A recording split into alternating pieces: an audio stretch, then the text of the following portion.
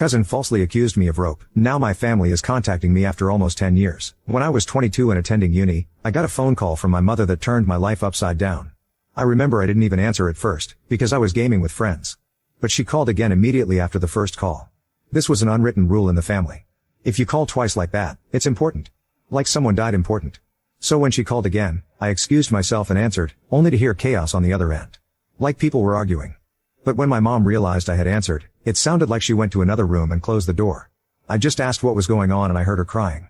She basically asked me if I had something to confess to regarding E. E is my cousin on my mom's side and is 7 years younger than me, 15 at the time. At that point I hadn't even seen E for several years.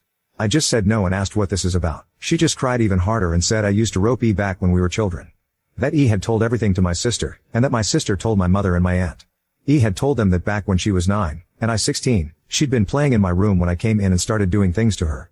My mother screamed at me to say something, but I couldn't even speak. It was all so absurd.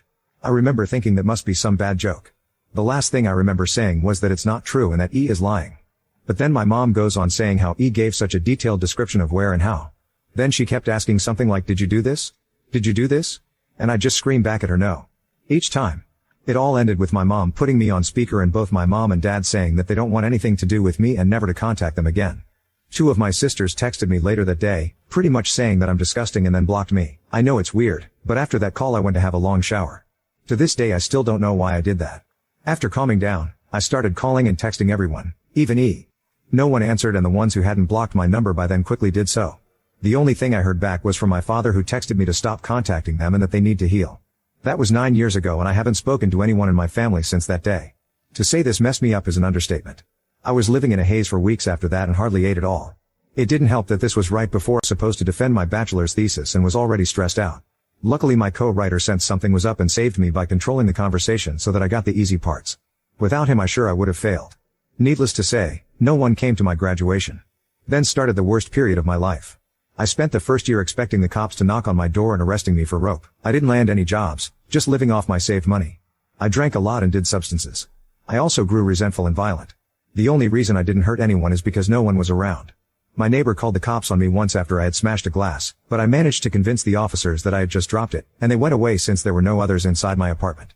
Instead of sleeping, I spent my nights planning how I could hurt E and make sure no one ever found out.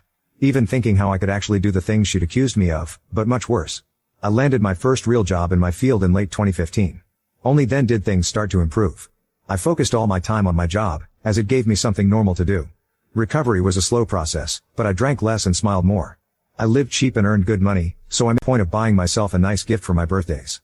And last year I moved from my shitty apartment and bought a small house. It was an old dream of mine to have my own garage and a garden to care for. This has boosted me even more. So my life is okay now. I still have problems. I've been on antidepressants for the last few years and while they help, it's not in a happy way.